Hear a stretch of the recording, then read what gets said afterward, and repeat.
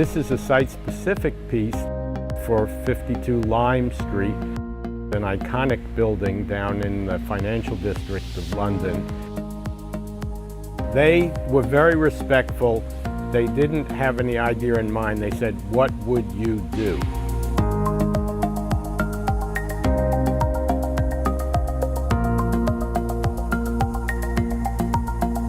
It's a very, very vertical, straight, hard edge building. It's actually been named the Scalpel already. There was no way I could compete with that, so I wanted to do something that would kind of go against the grain.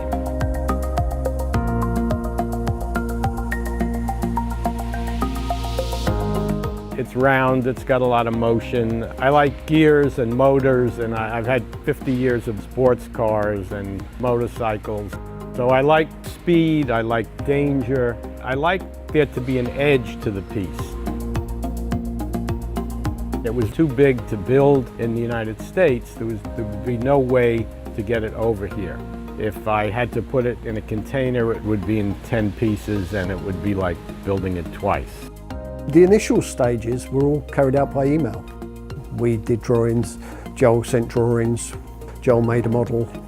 We just communicated over the internet. With something this big, you have to really know what you're doing, and so I made some studies, and eventually we had enough to get started. Sketches, and then a 3D printed maquette arrived, which we then remodeled and sent back to him.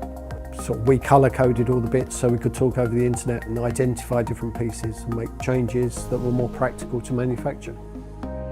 We were able to take these apart and then make patterns for the big piece, which is, 25 times as big.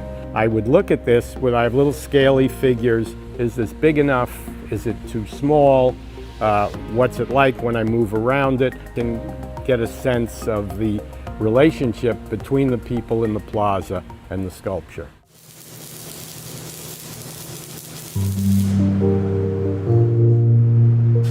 I always leave the welds on my pieces. I want the piece to look like it's made by human beings, not by a machine. So the hand of the artist is very important in something like this. We also pick stainless because it has some very nice properties with the light. If it's a hot, sunny day, the piece will look almost orange.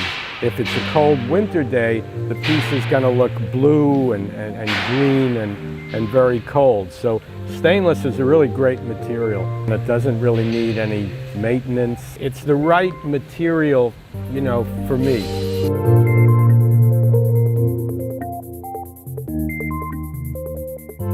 Here comes our crane. These guys are going to be able to lift it up on the truck, and then we'll be away. Today's the final stage, so it's being loaded onto a low loader. It gets driven up to the city. There are restrictions on the times we can work. The sculpture will be lashed to the lorry for the transport. We've got to be there once the rush hour's gone, so we're installing at 10 o'clock at night. When the piece is on a truck, even a low-boy tractor trailer like that, it's still too high to go under most of the railway bridges coming into London.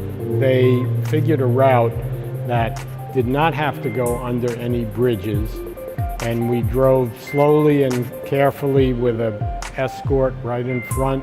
When it gets to site, it'll be lifted, raised onto the area above the plinth.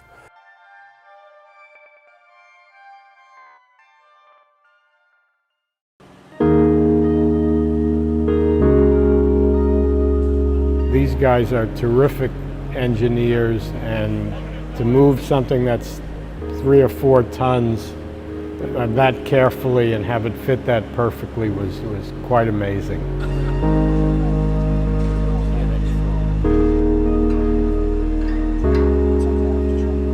What they did is they lowered it down to make sure it was perfect, and then once they had it exactly right on all 3 legs, they lifted it up again, they put in the epoxy, and then they put it down for good.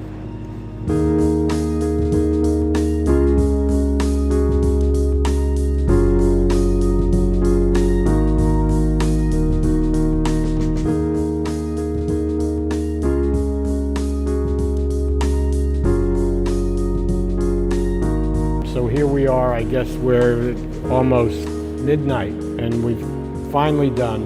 It's the culmination of a lot of work. I feel I'm really lucky to be a sculptor and have the opportunity to do something like this, and this is what we live for.